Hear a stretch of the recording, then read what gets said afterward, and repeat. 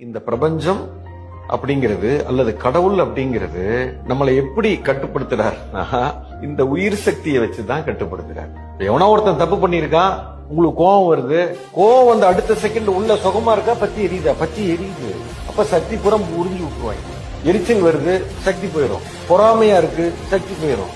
பயமா இருக்கு, சக்தி போயிடும். இந்த மாதிரி இருந்தேன்னு சொன்னா உயிர் சக்தி இழந்து விடுவோம். நீங்க கோபம், வெறுப்பு, எரிச்சல், படபடப்பு, பொறாமை இதெல்லாம் இருக்கிற அன்னைக்கு பாருங்க, உடம்பு டயர்ட் ஆயிரும், வேலையே செய்ய முடியாது. ஆனா சந்தோஷமா ஆனந்தமா இருக்கிற அன்னைக்கு பாருங்க, என்னைக்காவது ஒரு நாள் ரொம்ப ஆனந்தமா இருக்கீங்க, டயர்டே ஆக மாட்டீங்க சார். குறிப்பா ஒரு மனிதனுக்கு எப்பொழுதுமே களைப்பு இருக்கு அப்படின்னா உணர்வுகள் தவறாக இருக்கிறதுன்னு அர்த்தம். அத உணர்வை மாத்துங்க, அன்பா இருக்க தொடங்குங்க, நேசிக்க தொடங்குங்க, நன்றி உணர்வோட வாழ தொடங்குங்க. இப்போ உங்களுக்குள்ள சக்தி இருந்துகிட்டே இருக்கு, குறையவே குறையாது.